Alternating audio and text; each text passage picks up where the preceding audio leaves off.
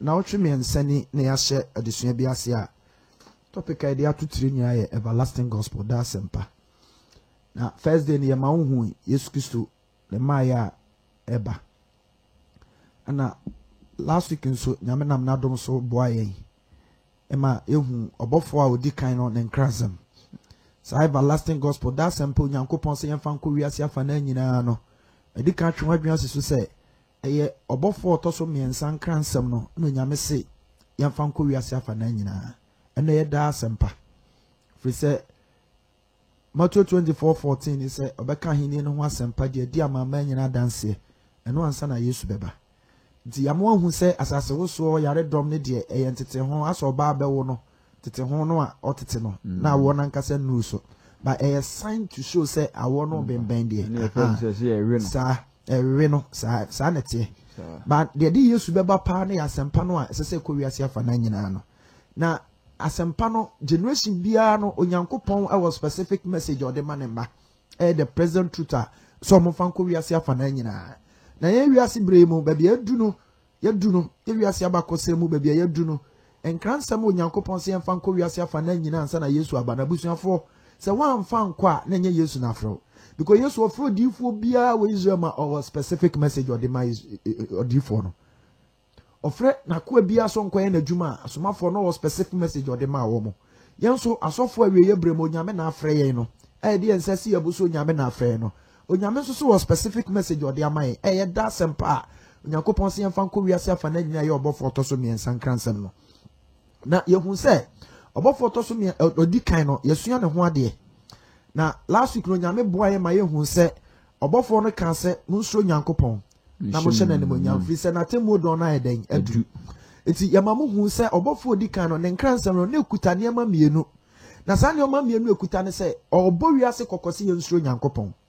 de to so mienu de enti obo wiase kokose wiase nsuro nyankopon se onyankopon temu don na eden adu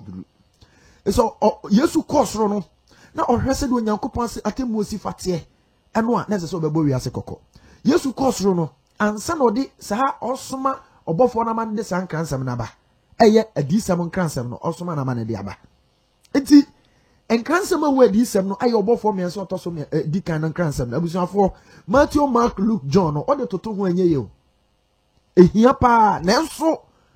ye wiase abakose brewiwe mu aye we de eye obofo a otoso me odi kan nienu me nsan kransam no eno na eguso boboso na aboa pa enti yehu se obofo na wo kan se onyankopon atemu don na du no enra last week ye calculation ni nyina ma ye ko hu se ye behu ebra atemu don na du no a ye ko fa Daniel chapter 8 verse 14 a onyankopon twa 2300 years prophecy de to ho and ye be ye hu calculation na ti ye calculation ni hu se ebesi 1844 na sa 1844 ni BBC 1844 no na Yesu ekọ kronkron bia okoshase se oye ehwehwemu atemu na ene ye ba be fa adwuma wonam fam sere na entumadan no mu som na sifate eni sesei adwuma Yesu Kristo eye wo soro de amaye na yehu abrabo a esese ye bono sabre ene ne ya esese ye de na disabre ebre ni brewe mu na ebre we ye bra esese ye kutieti aye ho ebrewe ye bra esese ye sori tieti aye ho ebrewe ye bra esese ye tiboni mu awa bra Yesu Kristo wo osoro ntomadan mu konkrom bia o ye adwuma mai ye behwe na tumi aboa yempa onyame na soma Moses se onkoyi Israelfo mfi nkwaso mu no koyi wom to koyi wom ode omo ba no a omkodu si na beposo no ano nyankopon frɛ Moses na yentie nkomo onyame ne Moses di Exodus 24 verse 18 Moses nguma tosumienu etie ye duonu na nchemu dunwotwe no echemu dunwotwe 24 verse 18 ase na Moses kɔ mununkum no mu eti onyame frɛ Moses ana Moses kɔ mununkum no mu na ofro kɔ bepɔ no so ana Moses afro kɔ bepɔ no so na Moses di bepɔ no so adaduanan na Moses kɔ di bepɔ no so adaduanan awia ne anadwo awia ene anadwo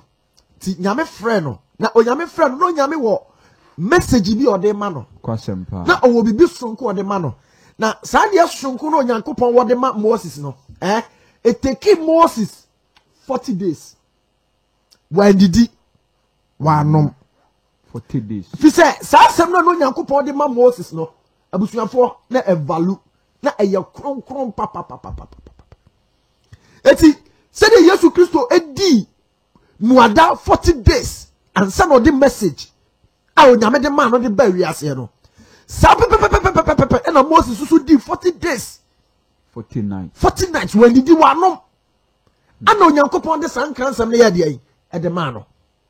se onfa nko wiase afa na nyina na sankransam no de man no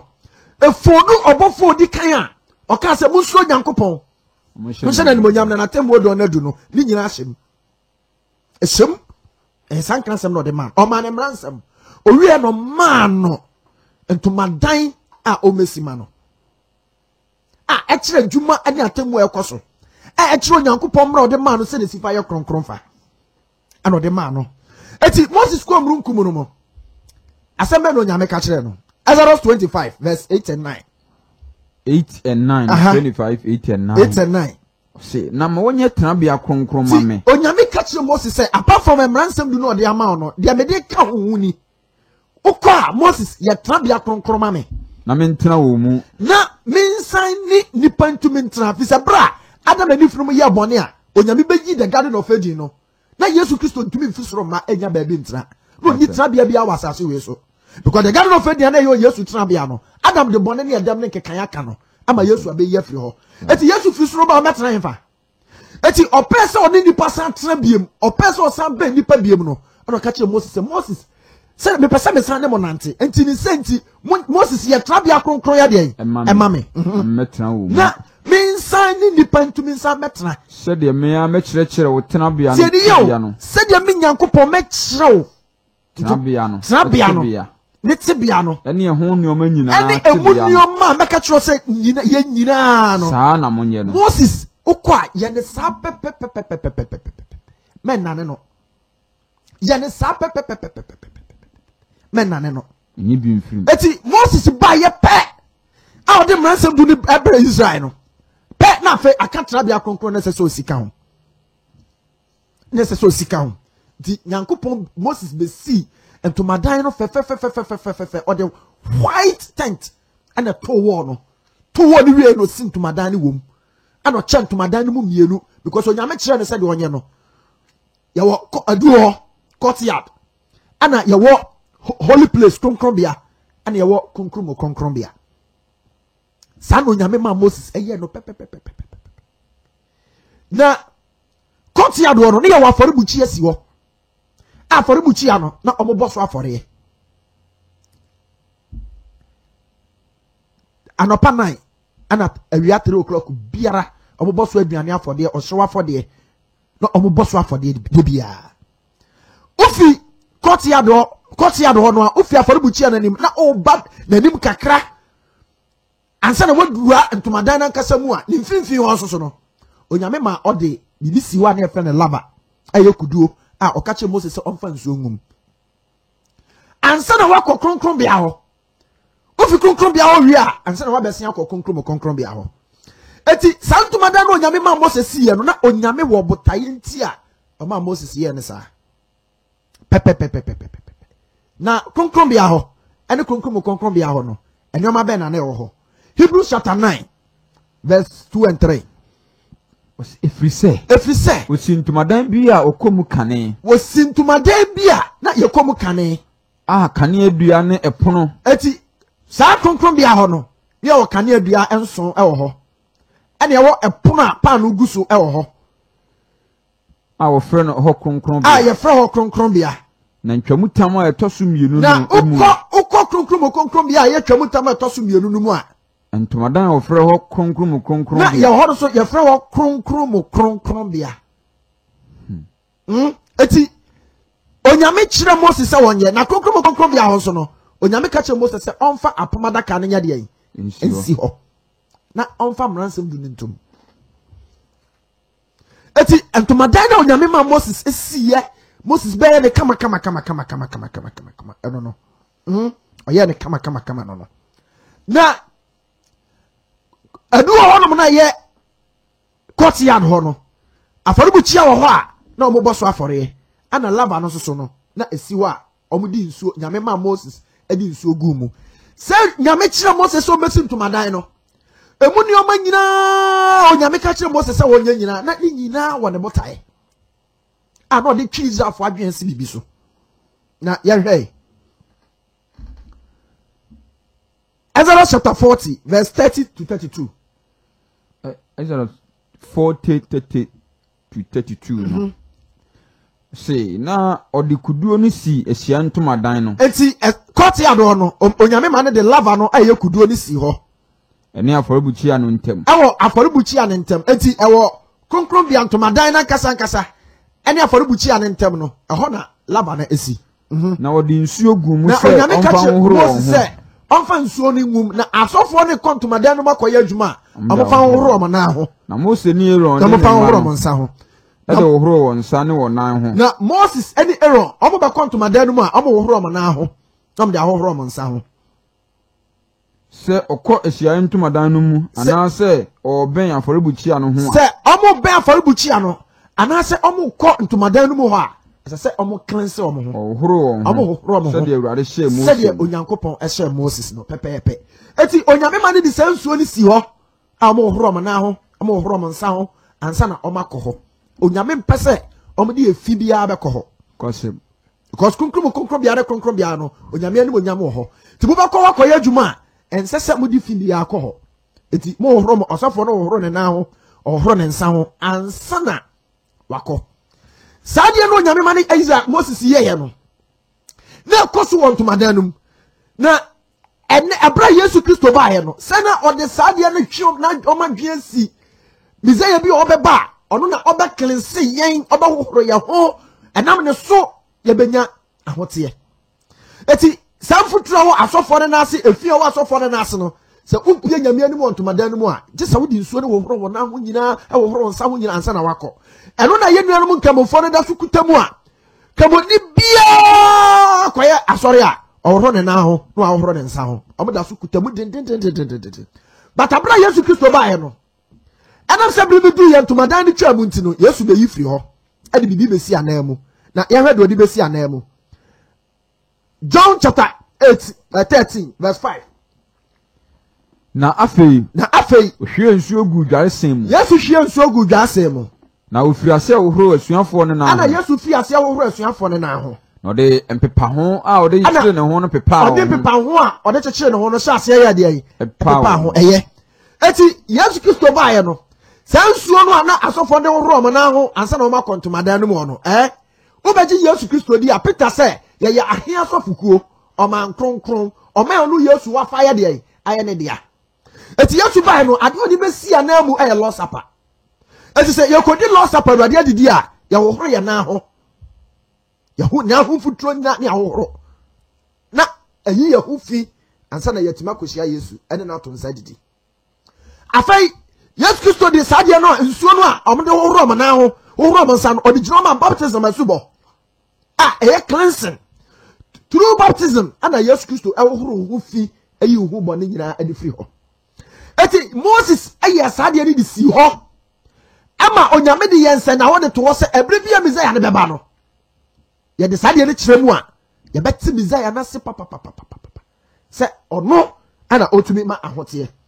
eti wɔn sɛ asuafo no bia horo ne yɔnko na ho Yesu na yɛyɛ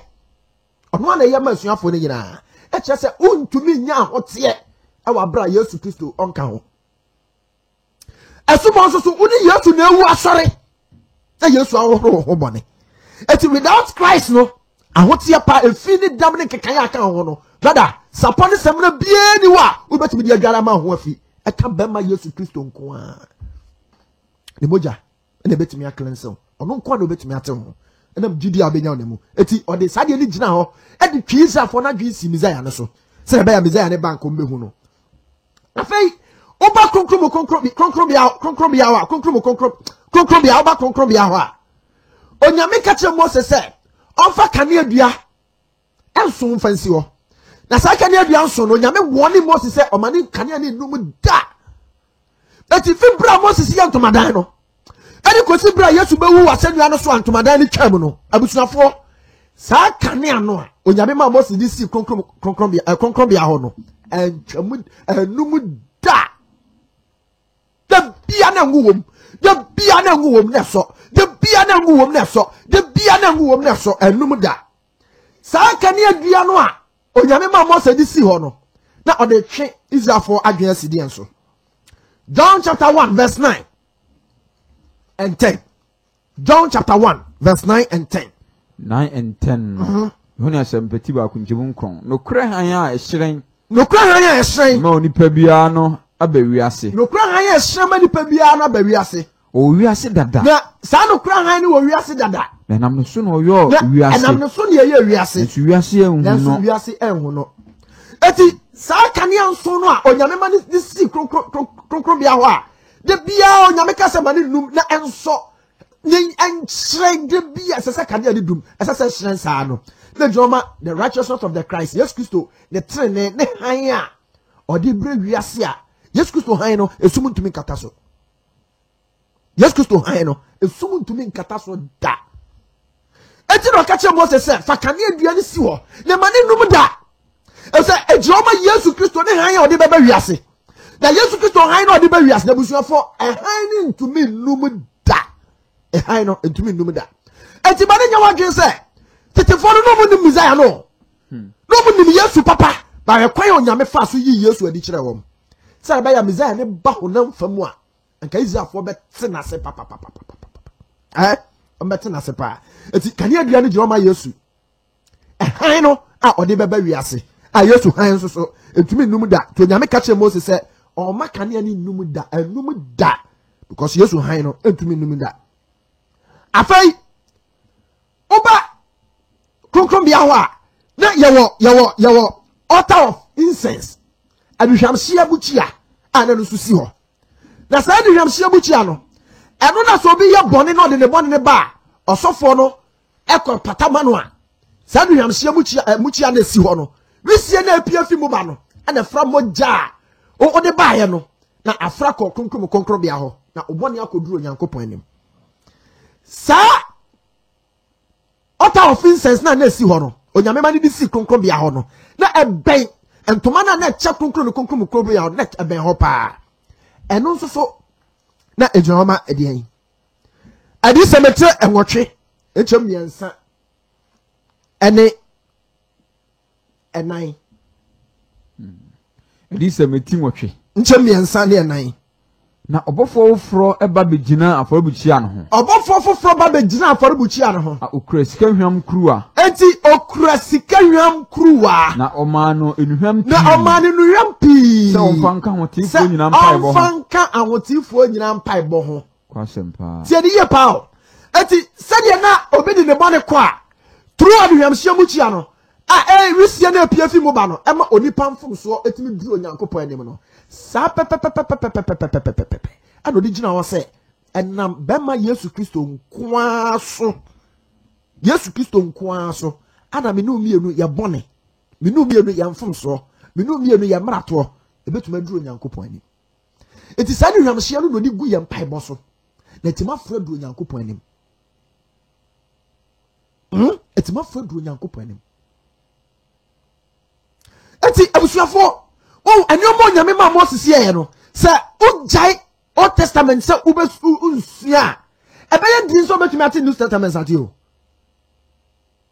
ebeye din papa eti omo haya no mo ka se apamda da na twam apamda basa se wansua Old Testament na ebeye din so beti Yesu ase e wo New Testament onti ase da twam onti ase da because Yesu catch Pharisee for say Abraham kra ohu me. Abraham no New Testament. Yesu say Abraham ohu me. E kwa be so na Abraham fa so hu Yesu. Yesu ka say Abraham kra ohu me. Waja Abraham no person ohu no ohu me na ne ho san no. Abisuafo. Di onyame ni Israel for nante na abisuafo say Yesu ye na eno na beboa me yetimi ate Yesu ase kama. Eti ene umpa ya wo bono. Wabisade a wosre no wade sade a onigum se Yesu amfa duhwam hye na ngusu a etimi mfuru ndu Onyankopon anim wonfa Yesu so a entimi duru Nyankopon anim da eti omo bompa ya de fa baabi omo bi so omo de free baabi omo de je sede akofa baabi no ma yi Yesu asi nchen se odinade sede akofa baabi na duru Onyame anim no oboa etumadan ni mo no without education butia no bibie ni ho betumi ama obone etuma koduru Nyankopon anim da bibie ni ho na eye ba ko penisi ho bibie ni ho betumi ama obone adu Nyame anim sa na otwe adwen si say without Christ senye Yesu a abusuafo umpa ya wo bo obone a wo sre wa bisade a wo sre no entumi duru Nyame anim na Onyankopon aya ama never ti mu amapu Yesu no na mo de mo pa bo ne na baby no abusuafo mo hwe ni ye papa mo hwe ni ye afai na yawo konkrom bia ho no yawo tabua na pa no dumienu guso na sa tabu na pa no dumienu guso no pa no dumienu ni jinoma Israel fo dumi ebusuako dumienu no na pa no ni jinoma wom Israel busuako dumienu no de ti apa no ye 12 ne se ejoma Israel fo busuako dumienu a na Onyame ene omnam na sa pa no eno no so fo ne kontomadan no makoya adwuma abusuafo na odibi enya hoden nyankwa na otumi de ye mpata ho adwuma tumi de ye adwuma edema oma pa no Onyame ma de gu ho no pa no na ejoma de John chapter 6 verse 51 John 6:51 Yona sampati nsenchemu aduonum baako John 6:51 no o say many pano a enkwa wom Yes Christ so no ne pano enkwa wom ami san free soro ba o san free soro ba ye no so obi di pano ibi a se obi di sa pano ni bi a betena se da se di pano betena se da pano a mede mbema wiase na pano a mede bema wiase no wiase nkwan ne me honam ne Yesu Kristo me honam eti se na pano dumienu na egu no a na represent Israel fo musuako dumienu no pano dumienu no represent Yesu Kristo a odi di nipadua ba de ebe ma ye ne yedi eti Yesu nipadua no di bi obi o ha loss apakura wo nkodi si bibi nti loss apakura wo nkodi o memfata na oni na memfata na oso wadi Yesu wonam no so a uni nkwa si me honte eti asofo na mo ye adwuma ano abusuafo de na mo ma wode no eye pano no ano mudi no pano no ano mudi no ana Yesu Kristo ne honam a na ode be ma wiase eti anyomo Nyame ma Moses edi kuntumadan no nyina no na etwe Israelfo adwen si Messiah bia obeba se na be ya Yesu ba kombetena si ye papa no mahu se ye ono ne Messiah na ye ka ne ho asem no eti Yesu ba no ka se pano a me di ma wiase no ene me honam no dipa bi obedi sa pano no bi no obetena se da abusuafo wadi pano ni bi Yesu honam no wudi bi ana wudni wudi bi dia woni nkwa wudi bi dia wo nkwa ti Nyame mo na timi di bi kama eti pano no so na twe Onyame emma adwen e de asi Yesu so a na ejino ma Yesu a ode ne nipadua ebema afei okonkron bia ho a Onyankopon me o de apamada ka kosi ho apamada ka no na ni ti eda so a ye fe no mercy seat ana abofo mienu giregia ni ti ni so a na ye from the cherubims the two cherubims o na no mu giregia ho na sa adaka ni ti no abofo no mienu gina so no Onyame ka kire Moses se monya trabia konkroma na me metra omumu eho ana so Onyankopon ni Onyam sane firi so a ye fe the Shekinah the glory of God sane Onyam na sane firi so na eba obesi apamada ka no so nti Onyame ontena konkron bia ho nemo otena konkron bia ho bebi a apamada ka ni si no na bebi apamada ka ni si no abofo mu mienu ne ntam no aho no Onyankopon ni Onyam esane a na aba bebesi na apamada ka no Onyame ka kire Moses se onfa bebi ntum ade no Onyame ka so onfa ntum Deuteronomy chapter 10 verse 4 and 5 Mose nguma etoso enum no Etiye edu 10 verse 5 verse 4 and 5 4 and 5 eti du nchemu ye 9 ne num no nche 9 ene enum no na Awurade etwere apono se Awurade trap entwere ye no Awurade trap no so te se kane ntwere ye no ensem du a ofiri ogya no mu eka kire me wo bepo no so ensem du a onyankopon firi bepo no so no ofiri ogya mu kasa kire me wo bepo no so no edwabo da no awo sa edwabo da no na ode maame na Awurade de maame na medane me hu sane firi bepo no eti Moses ko dia de 9 no a o sane afiri bepo no so aba no me de pano me de apono ene me de apono me besie adaka me yoyo no mu eti ode apro no besie apamadaka no a oyoyo no onyankopon ka se onye ne mu na ewo sede Awurade hye me na ewo ho sede Awurade hye no no eti saa konkro bia no ade sombu a na wo pa onyankopon ma na ya apamadaka no se onya apamadaka no na onfa emransam du antu kwasem to de kotu mu ana ode adom ni ti no aye mercy seat na adom adwa no ode kata so ana onyankopon ni monyam eba betena saa daka no so to onyame otene mra so onyame tem emra no so onyame ni tumi na konya a wotena so aye ne mra to de pambia obeka so onyankopon mra nya adwuma no wo hwan onyankopon to akonya na oyire ben na behwa ne to akonya abefa ho adi sebi producer ohe asante yiri wo hoi na konya tiwo na ya bodwa na asante yiri ti na konya so o sore ba ya no abayi asante yiri akonya no watwe firi ho na ne to asifam otu na de so watu na de so waji ni tumi waji wa brenase wa brenase eti obia wo kire se onyankopon mra twam onyame mra nya dwuma wa hwa onyankopon to akonya wo oni nyame na atwe ho kwasem wasa wa nyame adi wasa to nyame adi so wasa wa se nyame na hene mo hene biam eto nyame da konya wote so ye ne mra nsem du na sa konya no nyame te so no why no betuma akoyi why no betuma akohwan why no betuma akopie free ho why ano betuma akopie free ho onyame ba eti no bofo di kan nkansam se yenso nyankopon because Yesu Kristo hu se abro be wu wie ya wo kosoro no anza no de adi sam nkata ne ba Yesu Kristo kosoro hu se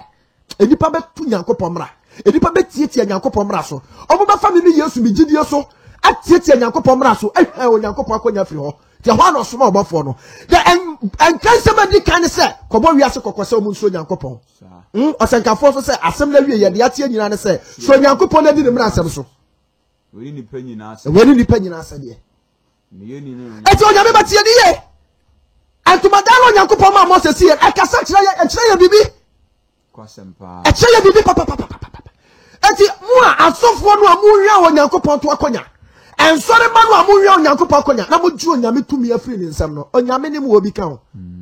brother ti no se yankobo wiase kokko na wiase medi nyankopon mra nsam so koso onyame akonya no eno no te so untimi hwan na akonya mfiri ne to da untimi hwan afa amrane na woto awo ye de boye ni dia ti amrane dada kanum no so ni pa bia woto amrane pe no abesha ase no abeda fam aba fam ana ye nyina ya de boye fo eti ye nyina ya da fam adaka ni ti no so no represent Yesu Kristo a onyankopon fisro ba obesi ni so wa wato amrane a wo fam no oso wo pese wo konyankopon che na onya bodi fafira je so ba ya de obesi Yesu so eti adaka ni ti no eye mercy seat adomadwa wo di boye ni a wato mra na wo fi ase ekọ no si Yesu so ana onyankopon so sane free soro ba ono so be si Yesu so eti onyankopon to me ni communicate without Christ ana also to me ni onyankopon communicate without why Christ eti na Timothy o say Yesu Kristo ana aye onipa eni onyankopon ntam de girafo ntam girafo eti no ya adaka ni ti no ade to so no nyankopon abesi ni so wo di boye ni a so ato mra o so abesi Yesu so waka wasematre no eti ode pan to me nyankwa without Christ anya possible without Christ anya possible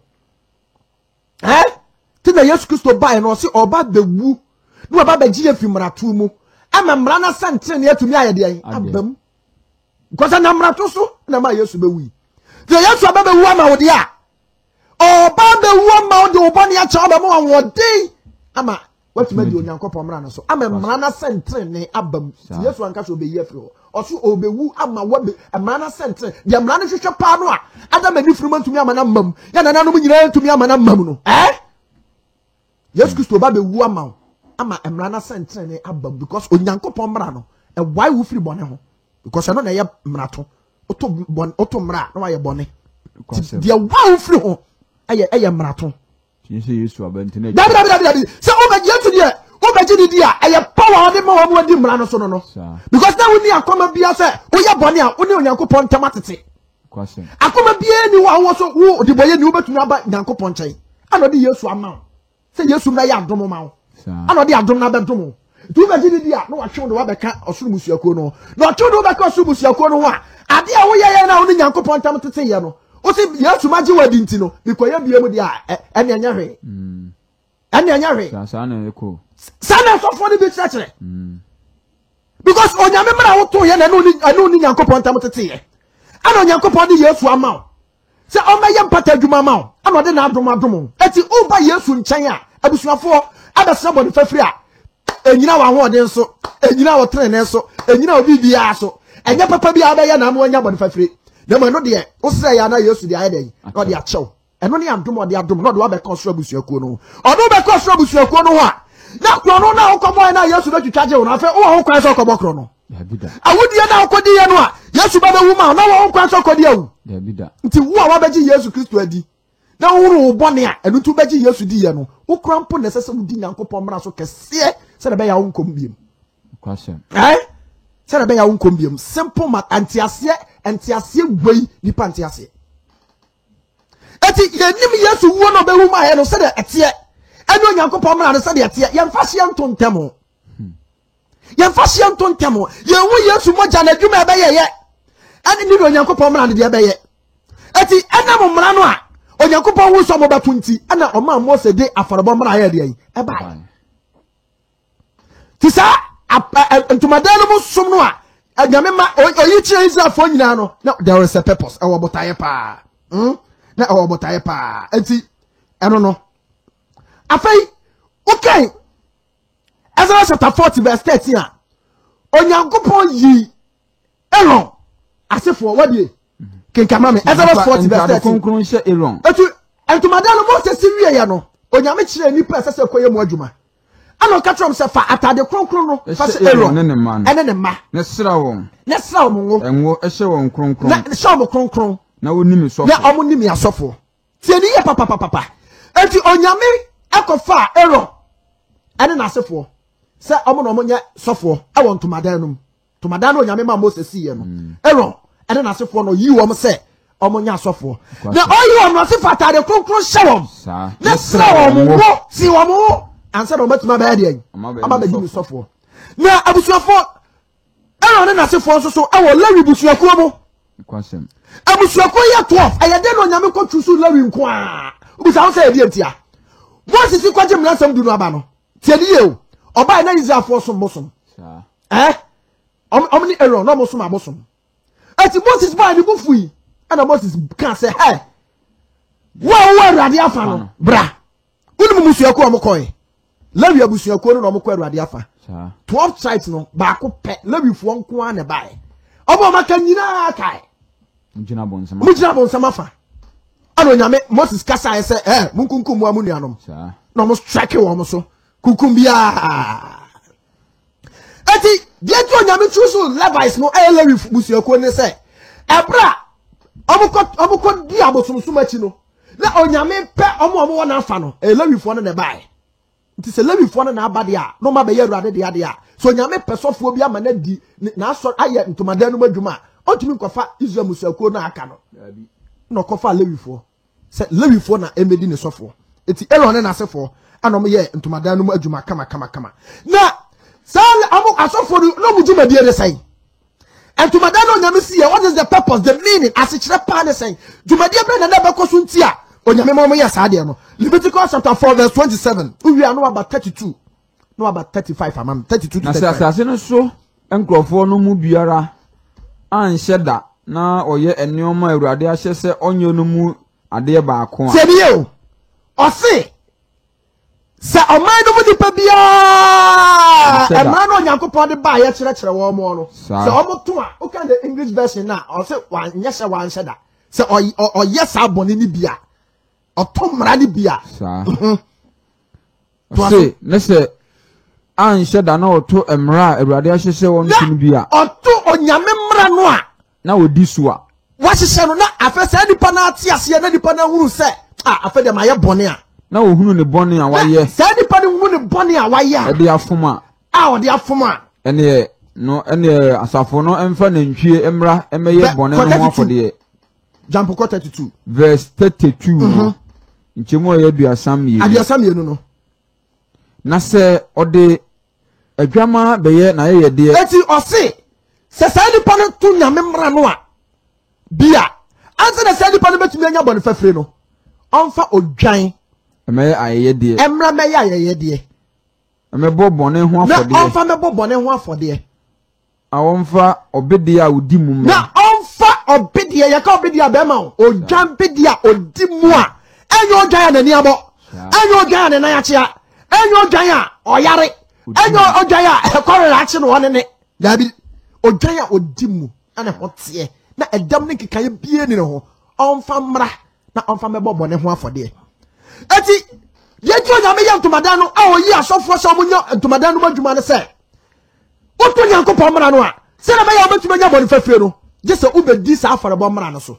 kwasem eti wonya wu se wa ye bone pe de o mene se upe bone fafie dia na wakoto odwan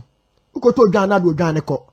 udo odwan ne ko a na wa odon sa to odwan no so na waka obone agu odwan no so o ka bone gu odwan no so a na so fo nde se kan na hyonsa na wa wato odwan ne mene wa wato odwan ne mene na so fo no aso moja ni bi no de kokronkron bia ho no de akopeti vena a check konkron bia no 7 times owi anu asan de apeti adhwamhye buchi ano so eno so 7 times na witie no ayi hwehwam na afra sa moja no de kopeti ye no na afro konkron bia ho na je se oboni odwan na wo de baaye oboni a wo de baaye no sa moja no na wakwa no de aye de ayi o de akopata ma eti na eno ye daily sacrifice a na asofo ne ye ne da obi obeye boni bia no de ko obi obeye boni bia no de ko eto nyame sintumada no purposely for boni fafre kwasem santumada no ye na purposely for boni fafre na nyoma na wode am wonya na joma yesu no ne botaye nyina ne se enam yesu nko aso ade bobo bi patuma anya dey anya boni fafre that Christ untumi nya boni fafre etuntumada no butuma de nyina eye Yesu Kristo ade Onyankopon chiche ne mu nkaka ade ode ye symbols DJ gyina ho se de be ya Jewfo no beti Yesu asiye ambeti Yesu asiye eti oya boni no gana wo de ko no gana nya boni bia but wona kese se boni na waye no owu because boni aketua ne owu wona sese owu ana Onyankopon se ma odwan ne mra meye de emesi wana mu no owu ma eti sa wo gana wo twe no a wo de ko ni nyina no se na odwan ye Yesu John 1:29 Yohane se na de achiye no Yohane hu Yesu se oba ne nchen no se we no Onyankopon dwama oyi wiase mo boni ko no eti abra wo twe odwan no a oboni nti odwan ni so me na ode ne ko no odwan no ogina ma Yesu na ode ne ko akoku no odwan ni begina wana mu awu ama wo dwama mo awu ama wo kro no awu ama wo awudie awu ama wo nkwase asabi o nse hu na akodi ye no odwan ni gina odwan onya bone no egina wana mu awu ama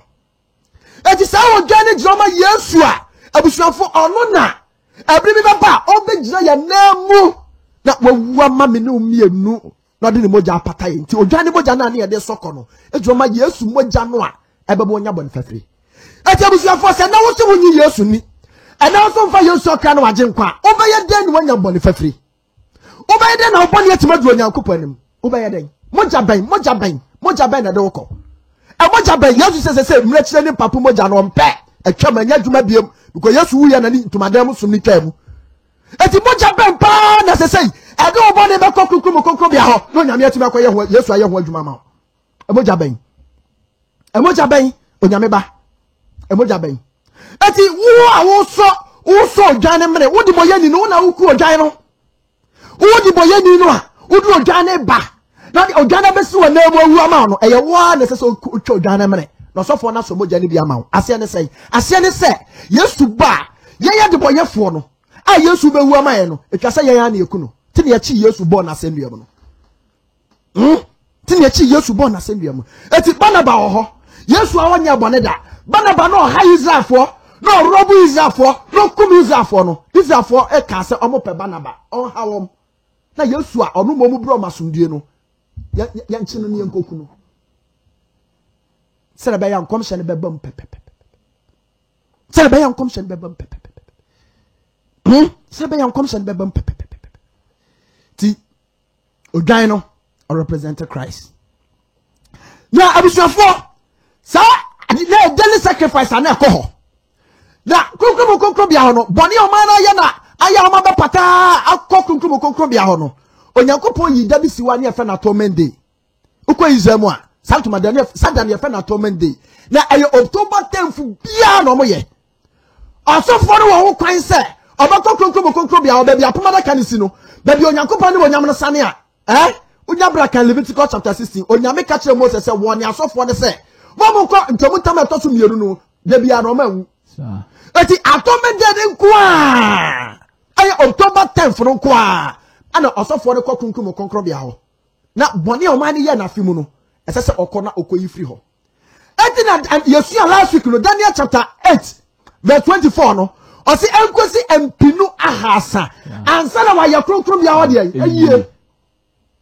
Esa boni a o ma ne ye nyina kogu konkro bia ho. Ana konkro bia wa ye fi eti afi no ma ya atonement day na se sofo ne ko na okoyi boni ne nyina fi ho. Na se atonement day ni bedu a abusuafo Israel for obi anko ba bia ho. Leviticus 26 verse 29-30. See. Atonement day ni du a but osofo ne bako konkro bia no e de na Onyankopon ka che Israel for so. We nya moda asede. Na we enya moda asede. Osumi etoso nso ne de etoso du. Osumi etoso nso ne de etoso du. Momre mo krase. Kromani o. So ye kroni o so ye ho. A obesu emu. Wo ba Israel mu kwa de. Munya adwuma bia. Onyankopon se sada no obi anya adwuma bia. Na dan no opatama. Na enum se sada ne ye de empatada. Edi dwira mo ho. Na mo ho atia fi mo yo nyina mu tie ne ye. Eti boni o ma ne ye na fi mo akọ pata ye no. Boni na kodu Onyankopon anim. Ba osofo ni nkoyi boni ni mfiri wa, boni ni mfiri wo so. Boni de wasre. Udu odwan na ko wakosre. Ba boni ne de da so o nyame anim. Na osofo ni na be ko wakoye wo adwuma. Na wakoyi boni na firi ho. Ansa na boni na ye de afiri wo so. So osofo ni nkoyi adwuma mfiri wo so. Eti Israel sa atonement day ni du a. Ayo October 10th ni du a omode pata mo boni a. Obi anko ba bia o. Obi anko afuom, obi anko yi, obi anko ba bia. Omo be twa ntomadan no ho hia. Na omo de mpaebo. Na omo de osu. Omo de anwonto. Omo de awrawo. Hwehwo mu ye. Sele be ya osofo ne betimi akọ konkro bia ho. Na wasa apie. Kwasem. Usa osofo ne kọ konkro bia no wantumi apie a. Bodi no mo ye na akọ ho no. Abusu afada so da omo so onyame fa nche wo mo. Omo sre de but omo nya onyame fa nche wo mo. Omo gidi omo de omo nim so onyame de acho. Ba osofo ne pie free ho ba. Anse no ma nya awoto so se. Onyame de abone na che because onyame ayi afiri ho. Say green light na so. Green light na so. Onyame ayi afiri ho. Eti sa to mega ni du abusuafo. Israel mu esu, arewo, emuadadie. Di arewo pompaye e de ta osofo na chi. Se be osofo no betima koyi bone ni nyina afiri ho. Na omobone atuma afiri wo so. Ombone atuma afiri wo so. Ombone atuma afiri wo so. Abusuafo sa konkro bia ho no eno na last week me kira mo say 2300 years prophecy no Onyankopon twade to ho no e ba ya odi 490 e de ma Israel fo amade nya be si AD 34 abro mo system na bo na Israel fo provision cross ye e na koka 1810 no de 34 ka ho a obenya 1844 1844 no ayetu wu ya ntomadan no mu twa mu no 1844 ana Yesu Kristo ko konkro bia abra Yesu wuye no sori ye no kosoro no owuye na ntomadan no ba na wiye ba Yesu anko konkro bia ho awa abra kosoro no a ba 1844 na nkom se ne kire se Yesu Kristo ko konkro bia ho minu anu boni ayaye every Adam so afena Yesu ko ye ho adwuma mai kwasem eti se da atonement day ni du a osofo ne ko konkro bia ho afi bia no akoyi boni na firi ho no na Israel for ho atie from amumu yom no sabre mi no mienu efi 1844 eba no Yesu Kristo wo Nyankopon anim eye di madwuma mai oye di madwuma mai na atoment de dua Israel for the osu Israel for the arewo Israel for the abobo anya fa na mateme ho anya fa na meyewei anya fa na twitwitwi ntokwa bi ba Israel for mu atoment de no obi aye ne kwaje ho adwuma obi abompa ye se no sofo ne bepie ye tuma nya bode fafiri ene bone dodo aye na kodu onyankopon ani mu atoment de num eti Yesu Kristo wo ho awo konkro bia ho because osoro tomadan no onyame ka kire Moses se onhwe no onya bi eti tomadan ni bi osoro ani mu na sabe free 1844 Yesu ko konkro bia ogina onyankopon anim na busuafo omo ye hwehwemu atemu omo ye hwehwemu atemu omo ye hwehwemu atemu omo ye hwehwemu atemu omo ye hwehwemu atemu eti nyame ba every 1844 ba no anyina ya atonement de ma me no mienu atonement de ma me no mienu asase ye de hwehwe ye mu ne ye de se ye bone se onyame Yesu akọ onyankopon anim ni eti be bone amaye akoduru ho no Yesu betuma apie afiri ho Yesu betuma nyama bonu fafiri Yesu betuma ye me bone ho adwuma ma me Yesu betuma di ache me enti hwa adwuma Yesu ye wo ho Zechariah chapter 3 verse 1 to 5 ma honya ha eti miensa nchemu akoba no na o mame hu no so panyin Joshua eti sabrada Yesu ko konkro bia busu afọ adwuma wo ye investigative judgment ehwehwemu atemwo na Yesu Kristo ye eti obofo di kan se onyankopon atemwo do na ya de edu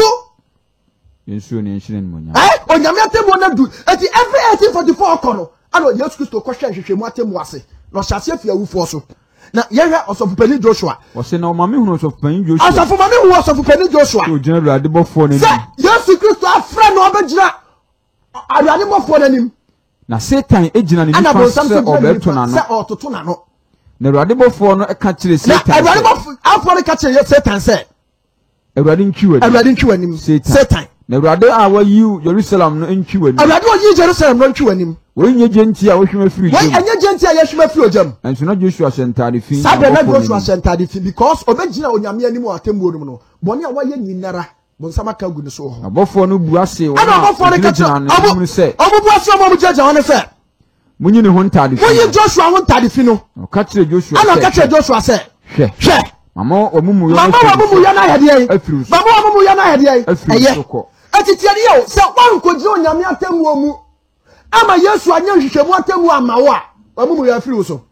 wamumu ya firi wo so wamumu ya firi wo so bone na wasere de wodi gidi asere se onyame de achew ba sa atemmu mu onyame hwehwemu ma wuru sabra wagya ya onyame de bone ne chew onye yie kwasempa eti sadwuma na Yesu ya maye ana Yesu ye bone de bi peso ye bone de bi peso abra Yesu akọ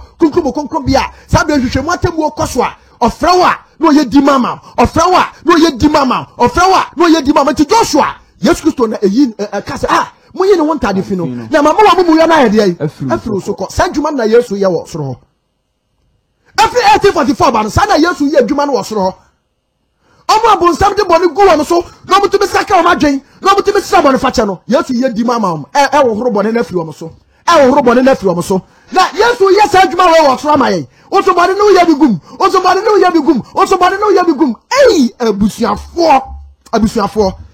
mumi ehwe ni ye abusuafo Matthew chapter 25 30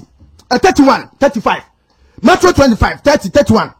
31 akwa 31 coming na onipa ba no beba na nimu nyam na onipa ba beba na nimu nyam anabofo nyina ka ho abofo nyina ka ne ho obetena na nimu nyam ahinwa so Yesu Kristo obetena na nimu nyam ahinwa so obeboabo amanama nyina na Yesu bebo amanama nyina no wadanim obepapa wo mu se papa nyantin odwanhwefo papa odwantin ani mrechire mu no na ode enwantin no begina ne nifa na ode nyantin no begina ne nifa ode mrechire no begina ne na ode mrechire no agina ne benkum eno na ohene no bese wo eno ohene no beka kire mo se wona wo nifa ne se omo nifa ne se mo ameje ahira mo ameje ye